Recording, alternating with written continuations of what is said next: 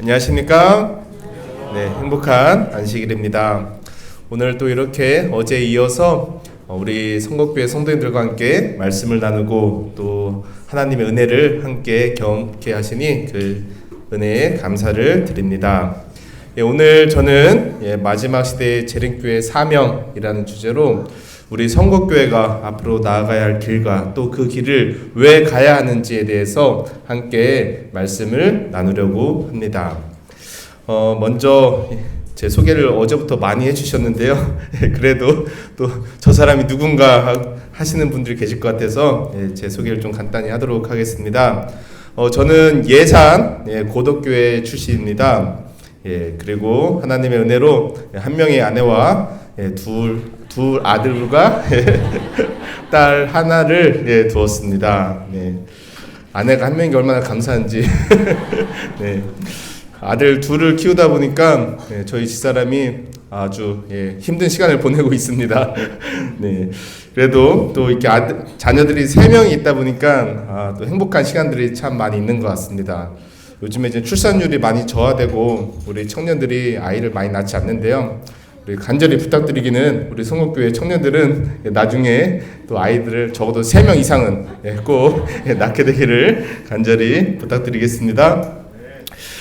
저는 2009년, 2010년에 행복한 주기립교회에서 목회를 시작을 했습니다. 그리고 화성교회를 이제 섬기다가 2016년에 충청앞에 어린이부로 좀 부름을 받고 지금은 청소년부를 섬기고 있습니다.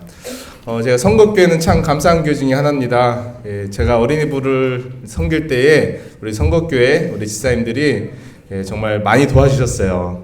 그래서 정말 감사한 마음을 그때도 표현하긴 했지만 다시 한번 이 자리를 빌어서 우리 성곡교회 성도님들과 우리 또 어린이 교사님들 진심으로 감사를 드립니다. 먼저 하나님의 말씀을 보고 말씀을 좀 시작하려고 합니다.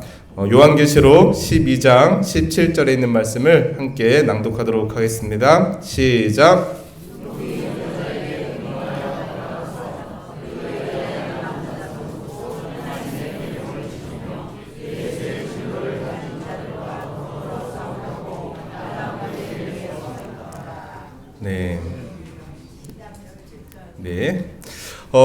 아까 우리 열세기역절을 이렇게 외우는 모습을 보면서 감동을 많이 받았습니다. 아까도 이 성경 구절이 나왔었나요? 아무튼 나왔던 것 같은데요. 마지막 이제 환란의 때가 되면 그 환란이 어떤 모습으로 올지는 모르겠어요. 그런데 여러분의 마음 가운데 있는 정말 성경 한 구절이 여러분의 정말 그 힘든 순간에 또 정말 믿음을 지켜야 하는 그 순간에 여러분들을 지켜줄 거라는 믿음을 가지고 여러분들이 마음 가운데 늘 말씀을 사모하고 간직하게 되기를 간절히 소망합니다. 요한계시록 12장과 13장, 14장은 우리 재림교회의 매우 중요한 성경장입니다. 왜냐하면 그곳에 우리 교회의 역사가 들어가 있고 이 교회가 왜 이 마지막 시대에 이곳에 있어야 하는지, 이 시대에 재림교회가 왜 필요한지, 세상에 있는 수많은 교회들 가운데 왜 여러분들이 재림교회에 다녀야 하는지, 또 이 재림신앙을 가져야 하는지를 보여주는 장이기 때문에 그렇습니다. 그 중에서도 요한계시록 12장 17절에는 우리의 본분, 우리의 모습, 또 우리의 나아가야 할 길이 또 보여 있습니다. 여기 보니까 누가 같이 싸우고 있어요? 용과 여자가 서로 싸우고 있는데 그 여자의 남은 자손, 여러분들 누구예요? 여자의 남은 자손입니다. 여자의 남은 자손의 특징이 있는데 뭐라고 써 있어요? 하나님의 계명을 지키고요, 예수의 증거를 가지고 있습니다. 우리가 대쟁투 이야기를 참 많이 합니다. 아마 지금 이 시간에도, 이 순간에도 여러분의 마음 가운데는 분명히 선악의 대쟁투가 일어날 거라 생각을 합니다. 여기는 뭐 이제 이런 모습은 아닐 것 같아요. 사탄이 이런 막 무시무시하고 막 뿔나고 뻘겋고 막 이런 모습은 아닐 것 같아요. 아마 이런 모습이면 우리가 뻔히 사탄이구나, 조심해야 되겠다, 이런 마음이 들 것 같은데요. 이제 그림으로 표현해 놓다 보니까 이렇게 표현되어 있습니다. 사탄과 누가 힘겨루기를 하고 있어요? 예수님께서 힘겨루기를 하고 있습니다. 우리의 마음 가운데 오늘 하루 선택하는 우리의 선택 가운데서도 끊임없이 예수님이 잠깐 밀렸다가 사탄이 밀렸다가 이런 일들이 계속해서 일어나고 있어요. 여러분들이 어느 편에 서는지, 여러분들이 어떤 마음을 먹는지에 따라서 예수님께 힘이 되기도 하고 예수님의 힘이 빠지기도 합니다. 여러분 한 분 한 분이 소중합니까? 소중해요. 예수님께는 너무나도 소중합니다. 왜냐하면 여러분은 모두 하나님의 군대이기 때문에 그렇습니다. 전쟁이 일어났는데 전쟁에서 전쟁의 승패를 좌우하는 건 뭘까요? 물론 그 전쟁을 이끌어가는 대통령, 장군일 수도 있어요. 근데 대통령과 장군이 군사 없이 싸울 수 있을까요? 군사 없이 싸울 수가 없습니다. 하나님도 마찬가지예요. 여러분이 없으면 안 돼요. 여러분이 너무나도 소중한 것입니다. 물론 하나님께서 이미 다 이기는 싸움이긴 하지만 여러분이 각자 그 자리에서 그 역할을 해주셔야만 이 싸움이 승리로 끝날 수 있는 것입니다. 오늘날 많은 사람들이 위기의 시대라고 이야기합니다. 이런 위기의 시대에 우리의 사명은 어디에 있습니까? 전쟁이 끊임없이 일어나고 있고요.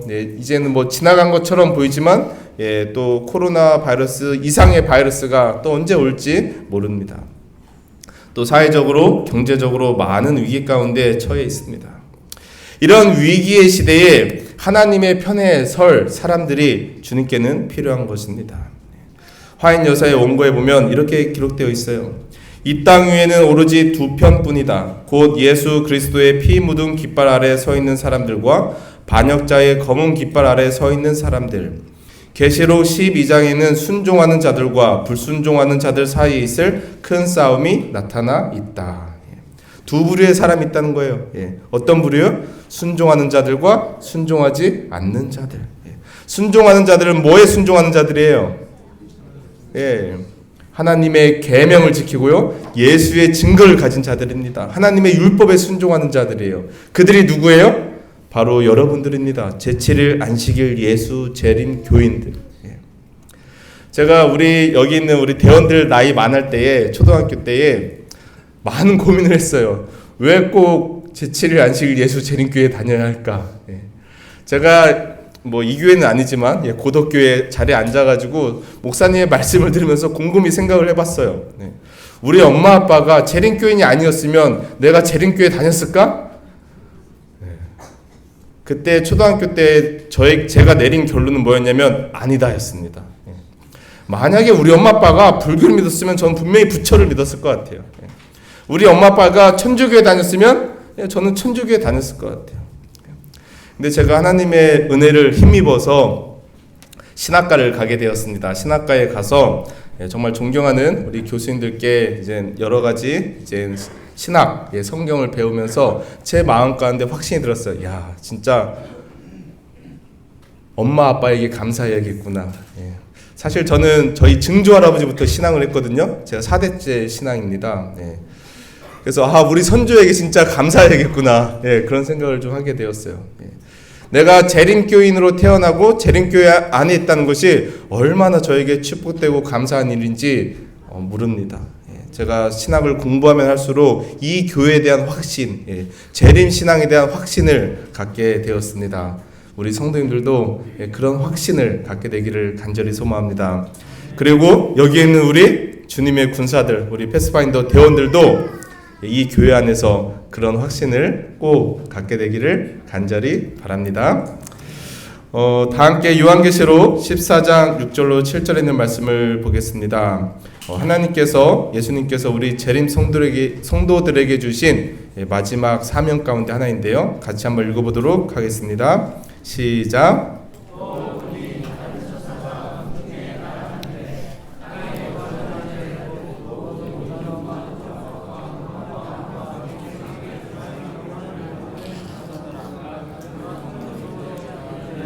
하나님을 두려워하며 그에게 영광을 돌리라. 이는 그의 심판의 시간이 이르렀음이니 하늘과 땅과 바다와 물들의 근원을 만드신 이를 경배하라 하더라. 네. 우리 재림 성도들은 이 마지막 시대에 새 천사의 기별을 땅 끝까지 전하는 것이 우리의 사명입니다. 자, 그런데 이 새 천사의 기별, 세 명의 천사가 날아가면서 전하는 기별인데요. 여기에 보니까 그 새 천사의 기별을 가리켜서 뭐라고 표현하고 있어요? 영원한 복음이라고 표현하고 있습니다. 영원한 복음. 근데 그 영원한 복음에 담긴 메시지가 무엇입니까? 두 가지로 요약할 수가 있는데요. 첫 번째 뭐예요? 창조주 하나님을 경배하라는 것입니다. 그리고 하나님의 심판이 가까이 이르렀다는 것입니다. 새 천사의 기별이 막 이렇게 좀 복잡해 보이고 그렇지만 이 두 기별이에요. 첫 번째 뭐라고요? 창조주 하나님을 경배하라. 그리고 하나님의 심판의 시간이 가까이 이르러 왔다. 둘째 천사의 기별 뭐예요? 그렇게 하지 않아서 바벨론이 무너졌다는 거예요. 그렇죠? 그리고 바벨론에서 나오라. 나오지 않으면 너희가 하나님의 인을 받지 못할 것이다. 이 영원한 복음이 담고 있는 메시지인데요. 이 영원한 복음이 담고 있는 이 메시지를 정말 완벽하게 또는 가장 잘 구현한 프로그램 가운데 하나가 저는 패스파인더 활동이라고 생각을 합니다. 우리 패스파인더 활동을 하다 보면 자주 우리 대원들이 어디에 나가요? 천연계 가운데 나가서 활동을 하게 됩니다. 우리가 하나님을 만날 수 있는 최고의 방법이 있어요. 뭘까요? 두 가지 방법이 있는데요. 첫 번째는 뭐예요? 하나님의 말씀인 성경을 통해서 하나님을 만날 수가 있습니다. 그 두 번째 방법이 뭐예요? 바로 하나님께서 창조하신 천연계, 창조 세계를 통해서 우리가 하나님을 만나는 것입니다. 근데 어린 나이에, 어린 시절에는 이 성경책을 이해하는 게 쉬울까요? 어려울까요? 어려워요. 나이가 들면 좀 쉬워지나요? 나이가 들어도 여전히 어렵고 여전히 쉽지 않습니다.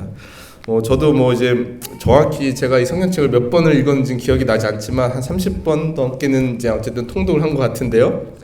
볼 때마다 새로운 구절이 있어요. 이런 말씀이 있었나? 이런 구절이 있었나? 그리고 목사이지만 누가 갑자기 성경에 어느 구절 딱 대면서 목사님 이게 뭐예요? 하면은 순간 당황할 때가 다 많아요. 여전히 난해하고 여전히 어렵습니다. 그런데 그 하나님의 그 말씀, 하나님의 성품을 아주 쉽게 우리에게 표현하고 우리가 만날 수 있는 곳이 있는데 그것이 어디예요? 천연계라는 것입니다. 천연계에 가면 하나님께서 만드신 아름다운 것들이 있어요. 새도 있고요. 그 다음에 나무, 풀, 하늘, 공기, 여러 가지 것들이 있습니다. 근데 그런 모든 것들이 예언의 말씀 가운데 그 모든 것들이 뭐를 말해준다고요? 하나님은 사랑이시라. 사람이 살아가는 데 있어서 정말 중요한 것이 하나 있는데요. 그것은 뭐냐면 사랑이에요, 사랑. 내가 사랑받고 있는가를 아는 사람과 내가 사랑받고 있다는 것을 모르는 사람의 차이는 너무나도 극명합니다. 내가 사랑받고 있지 못하다는 생각을 가진 사람들이 선택하는 길은 뭘까요? 결국은 죽음으로 나가는 길이에요. 그러나 내가 사랑받고 있다는 것을 아는 사람들은 어떻게 해요? 이 세상을 행복하게 살아갈 수가 있는 것입니다. 그래서 우리 아이들이, 우리 대원들이 정말 천연계 속에서 하나님의 사랑을 듬뿍 받을 때 우리 아이들이 건강하게 또 신앙적으로 바르게 성장할 수 있는 것입니다. 자녀에게 보내는 기별에 보면 그들의 어린 마음을 아름다운 천연계의 경치 속에서 하나님과 사귀게 하며 피조물 가운데 인류에게 대한 하나님의 사랑의 표시에 그들의 주의를 돌리게 한다면 그들은 흥미를 가지게 될 것이다. 그리하면 그들은 하나님의 품성을 거칠고 가혹한 모든 것과 연관시킬 위험에 빠지지 아니할 것이며 오히려 하나님께서 인류의 행복을 위하여 창조하신 아름다운 것들을 보므로 하나님을 온유하고 사랑이 있는 아버지로 여기게 될 것이다. 제가 아이들을 이제 키우면서 참 특별한 경험을 좀 하게 되는데요. 집 안에서 이제 아이들 이렇게 놀게 하면은 이 아이들이 이 세 명의 아이들이 자주 싸워요. 예. 왜 이렇게 싸우는지 모르겠어요. 막 이렇게 서로 막 못 잡아먹어서 안달입니다. 예. 근데 그런 아이들을 데리고 천연계에 딱 나가면 어떻게 될까요? 예, 싸움이 멈춰요. 예. 신기해요. 예. 서로 각자 놀거리를 잘 찾아서 재밌게 놀아요. 예. 집 안에는 뭐 장난감도 있고 뭐 게임기도 있고 컴퓨터도 있고 스마트폰도 있고 뭐 여러 가지 것들이 있습니다. 예. 근데 그 가운데서 막 아빠 심심해, 엄마 심심해, 뭐 해줘 이런 아이들이 이상하게도 어디에 나가면요? 예, 천연계에 나가면, 야외에 나가면 그 아이들이 핸드폰이 없어도 뭐가 없어도 자기가 놀 거를 찾고 각자 할 거를 찾아서 해요. 네. 너무나도 신기한 경험입니다. 물론 해당되지 않는 구간이 있어요. 중1, 중2. 그때는 조금 이제 약발이 조금 약한 것 같아요. 그래도 결국은 다시 그 힘든 시기를 지나서 결국은 다시 청년의 시절로 돌아가면 어떻게 돼요? 다시 천연계를 좋아하게 되고 그 가운데서 행복을 경험하게 되는 것입니다. 우리에게 왜 패스파인더가 필요한가? 패스파인더가 왜 존재해야 하는가? 저는 그 이유는 패스파인더의 철학에 담겨 있다고 생각을 합니다. 어제도 말씀드린 것처럼 패스파인더의 철학이 뭐예요?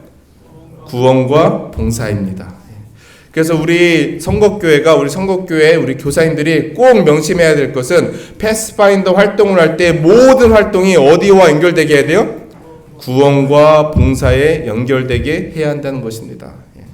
어제도 말씀드린 것처럼 제가 이렇게 교회 방문을 가면 많은 장로님들이 저에게 그런 질문을 합니다.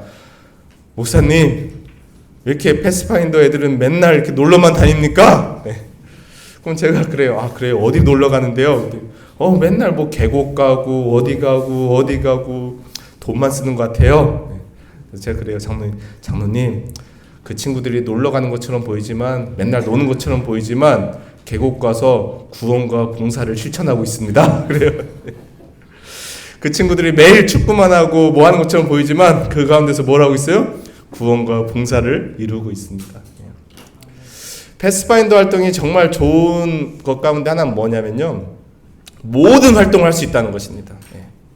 정말 누가 봐도 이거는 하면 안 돼 하는 활동 말고는 모든 활동이 패스파인더를 통해서 이루어질 수가 있다는 거예요. 그래서 그냥 축구를 한다고 해도 뭐 음식을 만들어 먹는다고 하더라도요, 부침개를 만들어 먹는다고 하더라도 우리 교사님들이 생각해야 될 건 뭐냐면 이 아이들이 부침개 만들어 먹고 끝내면 안 돼요. 그건 패스파인더 활동이 아닙니다. 근데 부침개를 만들어 먹으면서 뭐 해야 돼요? 우리 아이들이 설거지도 하고 이렇게 선생님을 도우면 그것은 뭐가 되는 거예요? 봉사를 이루는 것입니다. 그리고 그 부침개를 가지고 옆집에 가서 누군가에게 나누어 주면은 그건 뭐로 연결이 돼요? 구원으로 연결이 돼요. 그래서 우리 교사님들이 어떤 활동을 계획한다 할지라도 꼭 그 가운데 뭐로 연결될 수 있도록, 구원과 봉사로 연결될 수 있도록 노력하시고 기도하셔야 합니다. 그래서 패스파인더 활동은 그냥 단순히 놀고 즐기고 이 아이들을 교회 안에 잡아두기 위한 활동이 아니라 사람을 살리는 활동이라는 것입니다. 이 아이들이 나중에 사람을 살리는, 사람을 구원하는 하나님의 군대로 양육하는 것이 패스파인더 활동이라는 것이죠. 하나님의 심판이 가까이 다가온 이 마지막 시대에 하나님의 재림을 땅끝까지 알리고 사람을 구원하는 지도자로 만드는 것이 패스파인더 활동인 것입니다. 뭐 이미 이 영상을 보셨는지 모르겠는데요. 1945년 5월 5일 오키나와에서 미군과 일본이 이제 치열하게 싸우는 일이 있었습니다. 그 당시에 이제 오키나와에 가면 이제 마에다라고 하는 이제 벼랑이 있는데요. 거기에서 이제 미군과 일본이 이제 대치하게 됩니다. 그런데 이 미군이 치명적인 오판을 하게 되어서 철수를 하게 돼요. 철수를 하는데 그 철수하는 와중에 수많은 병사들이 부상을 입어서 그 절벽 위에 이제 고립되게 됩니다. 그리고 이제 멀쩡한 사람들은 이제 다 절벽 아래로 이제 피난을 하게 되는데, 이미 장군의 철수 명령이 내렸는데 그때 데스몬드 도스라고 하는 우리 재림 교인, 재림 청년이 홀로 남아서 120m의 이 절벽을 정말 100명이 넘는 사상자들을 홀로 이렇게 다 구원하는 일을 하게 됩니다. 약 12시간에 정말 목숨을 건 사투를 벌이는 것이죠, 혼자서.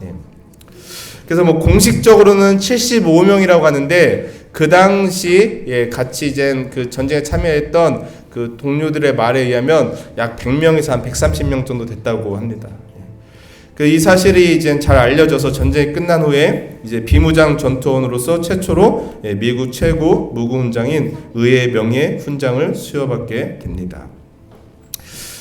이게 이제 영화로도 이제 만들어졌는데요. 그 영화에 보면 그 주인공 데스몬드 도스가 사람을 살리면서 계속 기도를 해요. 뭐라고요? 주님, 한 사람만 더 살리게 해주십시오. 한 사람만 더, 한 사람만 더. 그렇게 12시간 동안 100명이 넘는 사람을 살려요. 그때 이제 전쟁이 끝나고 이제 한 기자가 이 데스몬드 도스에게 질문합니다. 도대체 어떻게 당신은 그런 일을 이루었습니까?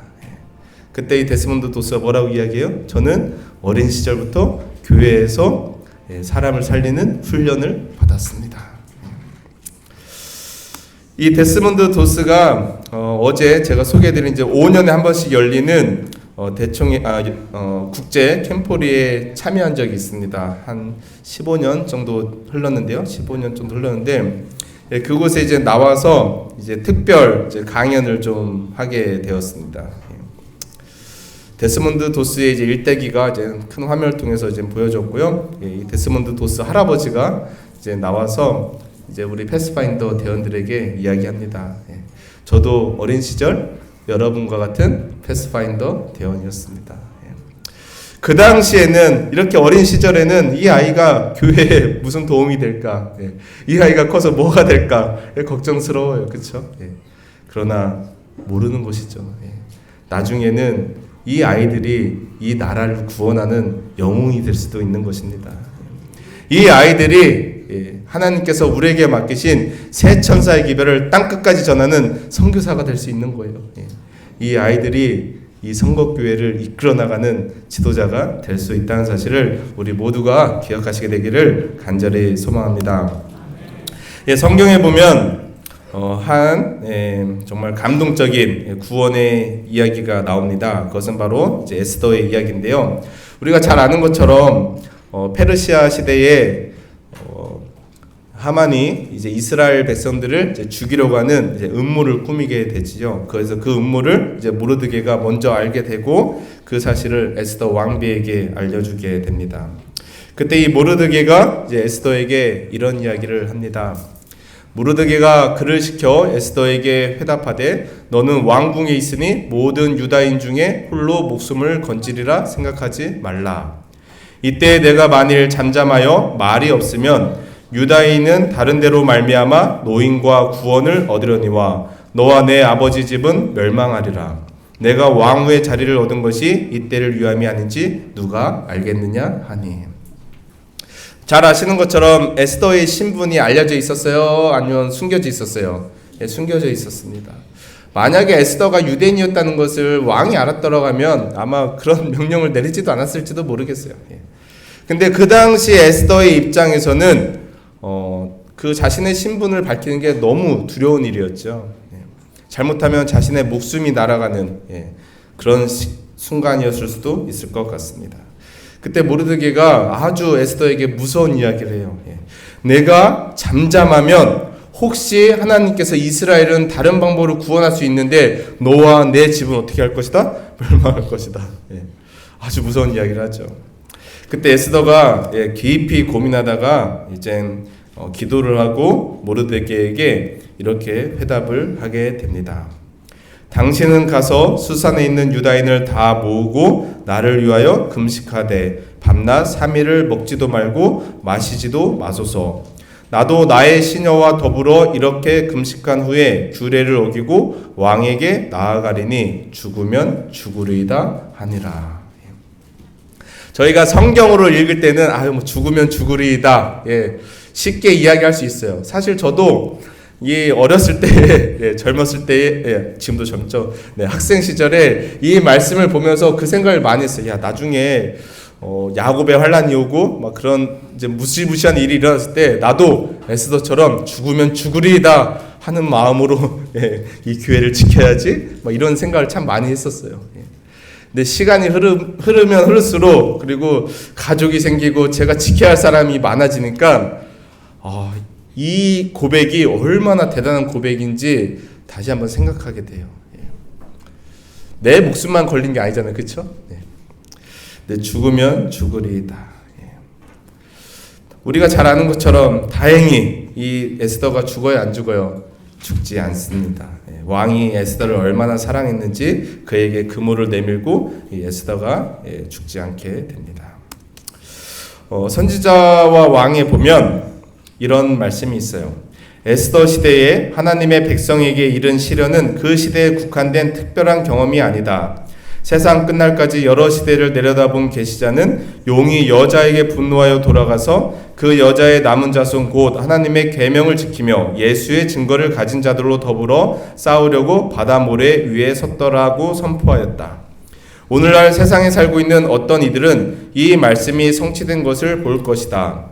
과거 여러 시대를 통하여 사람들로 하여금 참 교회를 박해하게 한 동일한 정신이 장래에도 하나님께 대한 충성을 지키는 사람들에게 동일한 행동을 하고자 할 것이다. 지금도 이 마지막 대투쟁을 위한 준비가 이루어지고 있다. 이 에스더 시대의 이 환란이 그때 끝난 것이 아니라 마지막 시대에도 동일하게 일어난다는 것이요. 그 말은 뭐냐면 이 마지막 시대에도 누구와 같은 사람이 필요하다는 거예요? 에스더와 같은 사람이 필요하다는 것입니다. 마지막 환란의 때에 용과 더불어 싸울 사람이 누구인가? 선지자 왕은 계속해서 이야기합니다. 하나님의 남은 백성에 대하여 최후에 공포될 법령은 아하수에로가 유대인들에 내린 법령과 매우 비슷한 것이다. 오늘날 참 교회의 원수들은 안식일 계명을 지키는 적은 무리 가운데서 대궐문에서의 모르드게와 같은 사람을 본다. 당신의 율법에 대한 하나님의 백성의 경의는 여호와 경외하기를 버리고 당신의 안식일을 짓밟고 있는 자들에게 끊임없는 견책이 된다. 이 하만이 모르드게를 보면서 왜 유대인을 죽이려고 했어요? 얄미웠거든요. 다른 사람들은 다 자기에게 굽신거리고 타협하고 적당히 이렇게 살아가는데 누구는요? 모르드게는 꿋꿋하게 타협하지 않고 하나님의 계명을 지키고 자신의 신념대로 살아가고 있어요. 그 사람이 그곳에 존재하는 것만으로도 이 하만은 뭐 할 수 없는 거예요? 견딜 수 없는 거예요. 이 마지막 시대에 우리 재림 성도가 누구와 같은 사람이 되어야 된다고요? 모르드게와 같은 사람이 되어야 된다고. 사탄에게 또 하나님을 믿지 않는 자들에게 그냥 있는 것만으로도 뭐 하는 존재? 견책이 되는 존재, 경고를 울리는 존재가 되어야 한다는 것이죠. 저는 그런 사람들이 패스파인더라고 합니다. 생각합니다. 하나님의 계명을 지키는 자, 예수의 증거를 가진 자, 저는 그 사람이 패스파인더라고 생각합니다. 용이 여자에게 분노하여 돌아가서 그 여자의 남은 자손 곧 하나님의 계명을 지키며 예수의 증거를 가진 자들과 더불어 싸우려고 바다 모래 위에 서 있더라. 그 바다 모래에 서 있는 사람들이 성경에는 표현되어 있지 않지만 저는 패스파인더 대원들이라고 생각을 해요. 죄송합니다. 제가 청소년 부장이라 그렇습니다. 그런데요, 패스파인더 대원은 우리 어린아이들만 하는 걸까요? 아니에요. 제가 지난 저희 합회 캠프리 때 뭐라고 말씀드렸어요? 600명이 참여했는데 300명은 대원이었어요. 근데 나머지 300은 누구였을까요? 어른들 지도자였습니다. 어제 소개해드린 국제 캠프리 6만 명, 7만 명이 모이거든요. 거기에 3만 정도는 대원이지만요, 나머지 3만은 누구일까요? 어른들입니다. 제가 진짜 많이 감동을 받은 게 뭐냐면 할아버지, 할머니들이 다 나와서 봉사를 하고 있어요. 뭐를 입고요? 제복을 입고요. 제가 이제 거기서 어느 식당에서 이제 봉사하는 할아버지를 좀 만나서 잠깐 아주 짧게, 제가 영어를 못해서 길게는 이야기 못하고 짧게 이야기를 했는데, 그 할아버지가 하루 종일 식당에서 그냥 봉사를 해요. 아침 새벽부터 일어나서 거기 청소하고 아이들 밥 먹고 나면은 가서 다 또 치우고 또 조금 쉬셨다가 또 점심 또 준비하고 아이들 점심 먹고 나면 또 설거지하고 거의 청소하고 하루 종일 그 일만 하세요. 일주일 내내. 그래서 제가 이제 물어봤어요. 우리 할아버지, 우리 어르신, 우리 이렇게 어떻게 여기 오게 되었냐고 그랬더니 자기는 패스파인더라는 거예요. 그럼 교회 대원들 데리고 오셨어요? 물어봤어요. 한 명도 안 왔대요. 교회에 아이들이 없대요. 신기하지 않아요? 교회에 아이들이 없는데 뭘 하고 있어요? 이분은요? 패스파인더를 하고 있어요. 자기는 어렸을 때부터 패스파인더를 했대요. 패스파인더를 했고 패스파인더 지도자가 되어서 패스파인더를 젊은 시절에 가르쳤대요. 근데 이제 시대가 흐르다 보니까 아이들이 다 사라졌대요. 교회에서. 근데 여전히 자기는 교회에서 패스파인더 제복을 입고 봉사를 한다는 거예요. 제가 많은 감동을 받았어요. 우리나라는요, 한국은요, 패스파인더 교사를 열심히 하다가 언제 되면은 은퇴를 할까요? 내 자녀가 초등학교를 졸업하면 또는 중학교를 졸업하면 옷을 벗습니다. 근데 미국은 그러지 않더라고요. 정말 혹시라도 기회가 되시면 정말 한번 참석하셔서 거기에 계신 정말 희끗희끗한 할아버지 할머니들 한번 보시기 바랍니다.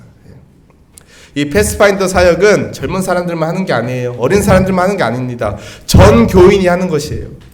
우리 모두가 함께 동참해야 할 사역인 것이죠. 우리 이제 패스파인더 이제 활동을 이제 하다 보면 이제 매 안식일마다 우리 패스파인더 대원들이 활동을 하기 전에 표어와 목적을 제창을 하게 됩니다. 이 표어와 목적 가운데 우리 재림교회의 사명, 기별이 들어 있습니다. 자, 한번 우리 모든 성도님들 같이 한번 해보겠습니다. 자, 제가 패스파인더 표어하면은 읽는 것입니다. 자, 패스파인더 표어. 패스파인더 목적. 여러분들 이 자리에 왜 앉아 있습니까? 뭐 하기 위해서 앉아 계세요? 재림 기별을 이 시대 안으로 온 세상에 전파하기 위해서 여러분이 앉아 계시잖아요. 그쵸? 그럼 여러분 누구예요? 패스파인더예요.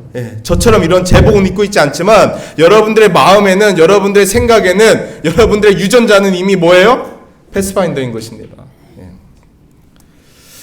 또 우리 패스파인더 대원들이 이런 서약을 합니다. 제가 하나님의 은혜를 힘입어 하면 검정 글씨 읽어주시면 됩니다. 하나님의 은혜를 힘입어. 하나님의 은혜를 힘입어.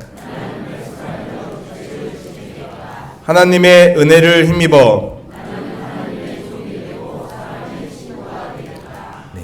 그리고 또 이런 규칙도 외웁니다. 같이 제가 하나 하면 이제 읽으시면 됩니다. 패스파인더 규칙은 나를 위한 것으로 하나. 하나. 하나. 하나. 하나.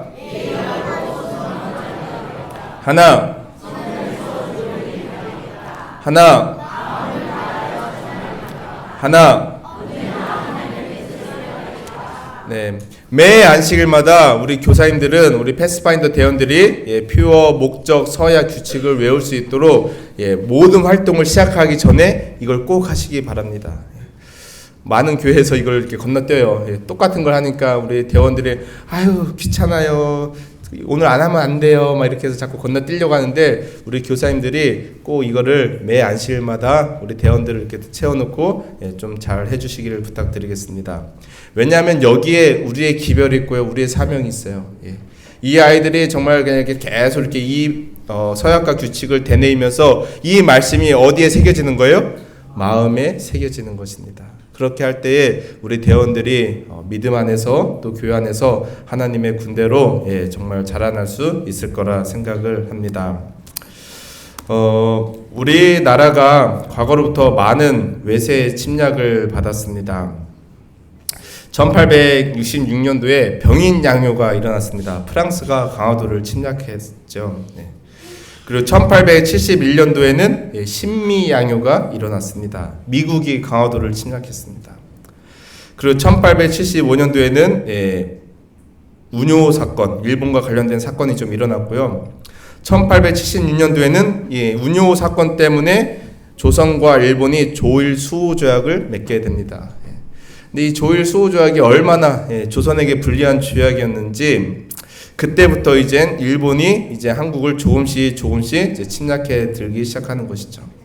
그러다 1884년도에 갑신정변이 일어나고요. 1884년도에 또 한송조약이 체결됩니다.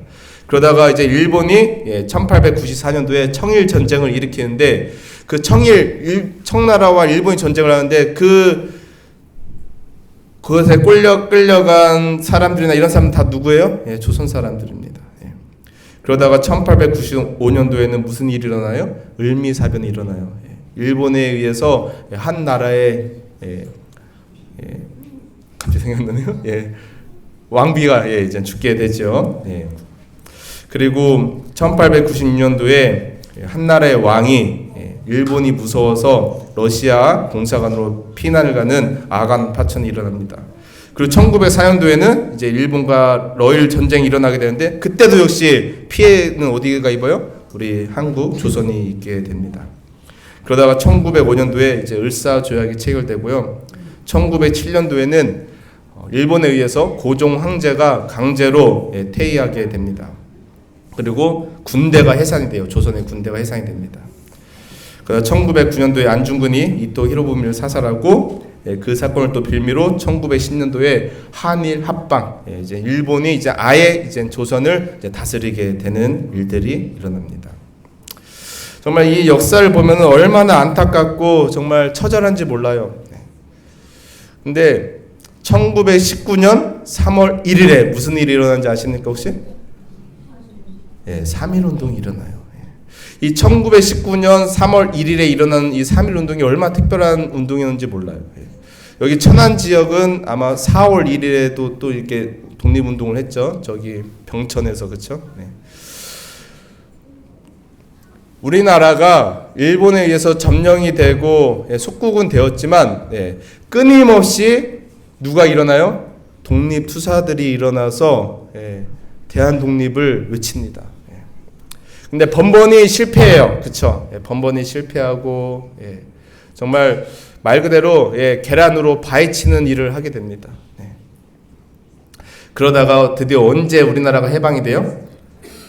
1945년 8월 15일. 1945년 8월 15일에 우리나라가 해방이 됩니다. 근데 참 아이러니하게도요. 독립투사들에 의해서 이 나라가 해방이 되지 않아요. 누구에 의해서 해방이 될까요? 괜히 일본이 미국 건드렸다가 히로시마에 원자폭탄이 투하되면서 이제 일본이 항복을 하면서 해방이 됩니다. 제가 이 사건들을 보면서 그 생각을 했어요. 그 독립투사들이 독립운동을 하지 않았어도 우리나라가 해방이 됐을까요? 됐었을 수도 있어요. 역사적으로 보면요. 결과적으로 보면요. 근데 다시 바꿔 말하면요. 독립투사들이 없었다라고 한다면 세계가 이 조선이라는 나라가 민주 자주 국가임을 알았을까요? 몰랐을까요? 몰랐어요. 독립투사들이 자신의 목숨을 내던지면서까지 가족을 포기하면서까지 희생하면서 이 나라가 자주국가임을 세계에 알렸기 때문에 이 나라가 해방이 된 것입니다.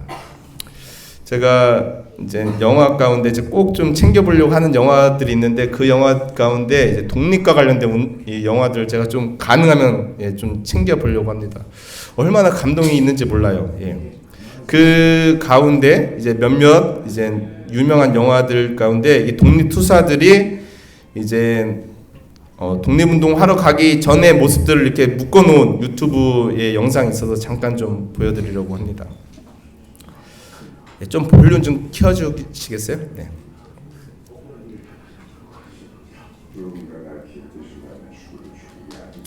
연기들이 정말 이제 맛깔나게 이제 연기를 하다 보니까 얼마나 감동 있는지 몰라요. 근데 이제 저도 이제 내가 만약 독립투사였으면 그 죽으러 가는 그 마지막 순간에 어떤 마음이었을까 그런 생각을 좀 가끔 해보게 됩니다. 자유롭게 살지 못할 바에 상당하게 무거울이 중요하다는 뜻이다. 우리는 조선인이 국가이며 조선인이 자주적인 민족임을 선언한다. 이 유관순 여사 이런 정말 학생이거든요. 정말 이런 아이들조차도 뭐에 나서는 거예요? 이 나라를 다시 회복하기 위해서 살리기 위해서 자신의 목숨을 내어 버리는 것입니다. 그런데 아까 그 영상 가운데 제 마음을 울리는 한마디가 있었습니다. 그건 뭐냐면 할 수 있어서 하는 게 아니라 해야 해서 하는 거다라는 말이에요. 같이 한번 읽어볼까요? 시작. 할 수 있어서 하는 게 아니라 해야 해서 하는 거다. 어린이 사역, 패스파인더 사역 쉬울까요? 어려울까요? 어렵습니다. 쉬웠으면 아마 모든 교회가 다 잘하고 있겠죠. 어려우니까 자꾸 못하게 되는 거예요. 그렇죠? 누군가는 뭐 해야 돼요? 희생해야 합니다. 교사들이 희생하지 않으면 될 수가 없는 사업입니다. 그런데 내가 능력이 있어서, 내가 뭐 돈이 많아서, 내가 시간이 많아서, 내가 열정이 넘쳐서 할 수 있어서 하는 게 아니에요. 뭐 해서 해야 하는 거예요? 해야 해서 하는 거예요. 이렇게라도 우리가 이 마지막 시대에 꿈틀거리지 않으면 사탄이 이 교회를 뭐예요? 집어삼키기 때문에, 이 교회가 없어지기 때문에 할 수 있어서 하는 게 아니라 뭐 하는 거라고요? 해야 해서 하는 거라는 거예요. 이거를 우리 모든 성도님들이 꼭 알아주시기를 간절히 소망합니다. 그래서 여러분들이 우리 패스파인더 교사들, 어린이 교사들 볼 때마다 등 두드려 주시면서 아유 너무 수고했어, 너무 고생했어, 고마워 꼭 좀 표현해 주시길 간절히 바라겠습니다. 이 어린이 교사들이요, 패스파인더 교사들이요, 우리 성도님들의 그런 지지가 없으면 힘이 빠져버려요. 어느 순간 힘들게 사역을 하다가 아휴 내가 뭐하러 이 고생하지? 이런 생각이 딱 오는 순간 뭐하게 돼요? 내려놓게 돼요. 그들이 손을 내려놓으면 이 교회에 뭐가 사라지는 걸까요? 미래가 사라지는 것입니다. 여러분들이 정말 오랜 세월 동안 아름답게 지켜온 정말 이 교회가 이렇게 아름다운 성전이 사라질 수도 있어요. 20년 뒤에는요. 할 수 있어서 하는 게 아니라 뭐라고요? 해야 해서 하는 겁니다. 마지막으로 에스겔에 있는 말씀을 좀 보고 마치도록 하겠습니다. 아무도 너를 돌보아 이 중에 한 가지라도 내게 행하여 너를 불쌍히 여긴 자가 없었으므로 내가 나던 날에 내 몸이 천하게 여겨져 내가 들에 버려졌느니라. 내가 내 곁으로 지나갈 때에 내가 피투성이가 되어 발짓하는 것을 보고 내게 이르기를 너는 피투성이라도 살아있으라. 다시 이르기를 너는 피투성이라도 살아있으라 하고, 하나님께서 우리에게 당부하셔요. 너는 뭐하라? 피투성이라도 살아있으라. 조선이 일본의 지배를 받을 때에 독립투사들이 왜 그렇게 악을 쓰면서 목숨을 버리면서 그렇게 했어요? 뭐 하기 위해서요? 피투성이라도 살아있는 것을 보여주기 위해서요. 이 마지막 시대에 우리 재림교회가 정말 이 엄청난 사회 가운데, 이 엄청난 정말 현대 문물 가운데, 사탄의 공격 가운데 우리가 살아있는 모습을 보여주어야 하는 것입니다. 그래야 우리 교회에 미래가 있는 것입니다. 우리 성곡교회가 이 귀한 사역에 모두 동참하게 되기를 간절히 소망하며 말씀을 드리겠습니다. 함께 일어나서